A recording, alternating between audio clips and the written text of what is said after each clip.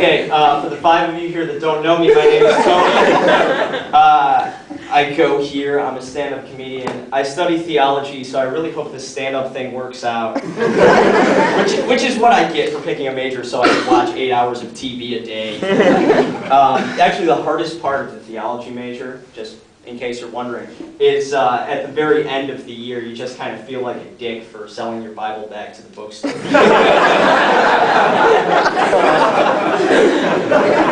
Thousands of years of wisdom, best life lessons you'll ever get, but come the end of the year, you're just going, dude, it's hardcover, I could get like 20 bucks. I did it. Don't judge me. It served me well for a year, and then I needed the money. I was saving up for a hooker. When you're a guy and when you're a theology major, and I've talked a little bit about this before, but you run into a lot of people that ask you if you're considering being a priesthood. And I don't know if you just listened to the joke I fucking told 5 seconds ago, but it's really not the life for me, I feel. And I have tremendous respect for it. I think it's wonderful. I just don't think I would do well in it. I guess another way to put it would be, I look at the priesthood the same way I look at three-way sex. Stay with me. I'm glad it's there. I'm glad people are doing that. Sometimes it's fun to imagine what if I was doing that.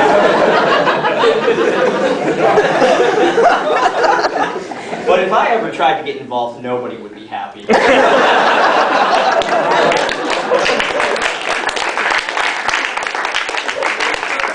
Somebody would take me aside and just go, Tony, you're not going to do well in this kind of lifestyle. We would like you to leave our community.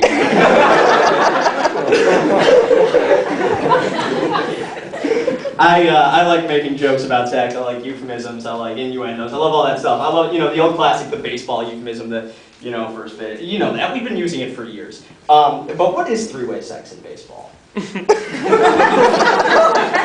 That's like a home run with 2 RBIs?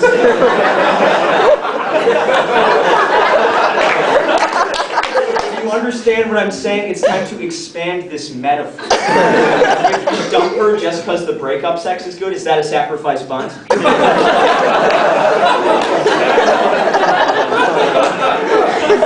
I'm so glad you people watch baseball. What if, like, your roommate comes home drunk one night, he's like, dude, I was at this party, I got hit by a pitch and I had to walk to first. What the hell was that?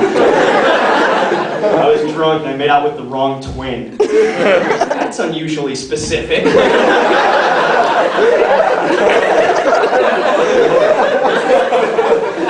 About a month ago, I turned 21. And that's a really big birthday, obviously. Way better birthday than 20. 20, you don't get shit. 19, you even get something. 19, you're old enough to drink in Canada, which is nice. And also, gentlemen, age 19, you can donate to a sperm bank. This is true.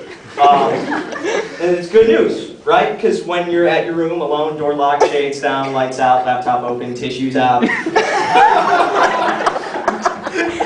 You're thinking, man, is there some way I could do this for money? But 20, you don't get anything. And that's very disappointing. We need to fix that. I think to make up for that, 20-year-old should get some sort of legal break that nobody else gets. Like, when you're 20, just for the 1 year, maybe you should be allowed to do crack. Just for 1 year. Then when you turn 21, you switch back to alcohol, which is fine. Alcohol's probably better than crack for a lot of things, like, talking to women. When you're at a party, sometimes your friends may go, hey, you nervous about talking to that girl? Get a couple drinks in you. That's liquid courage. Come on, you'll go up there, you'll talk to her. But there's nobody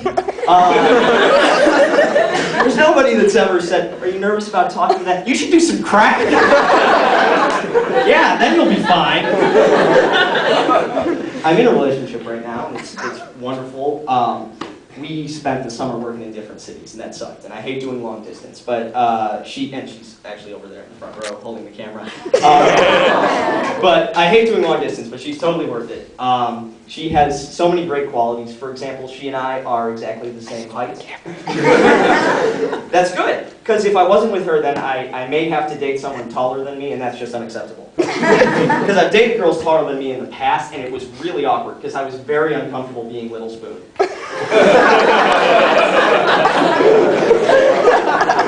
I was. And the more I thought about it, the more I realized, little spoon, that's the spoon to be.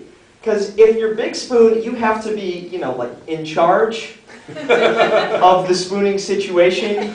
It's the pressure of leadership. If any shit goes down while you're spooning, cops bust in, who's in charge here? Who's big spoon? Is it right? No, but that's how it is. Little spoon, that's like tubing down a lazy river. Just kind of lean back, your eyes are closed. Oh, this is so relaxing. So glad I'm not a big spoon. It's like if you're little, if you're big spoon, you're like a parent at Disneyland, always watching over the kid, like, oh God, make sure they don't run into a trash can or anything like that. If you're little spoon, you're the kid at Disneyland, and you're not even going on the intense rides. You're going on It's a Small World over and over. You're just going on a little boat, singing the song, learning about racism.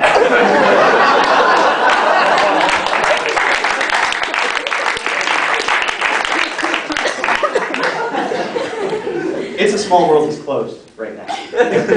This is true.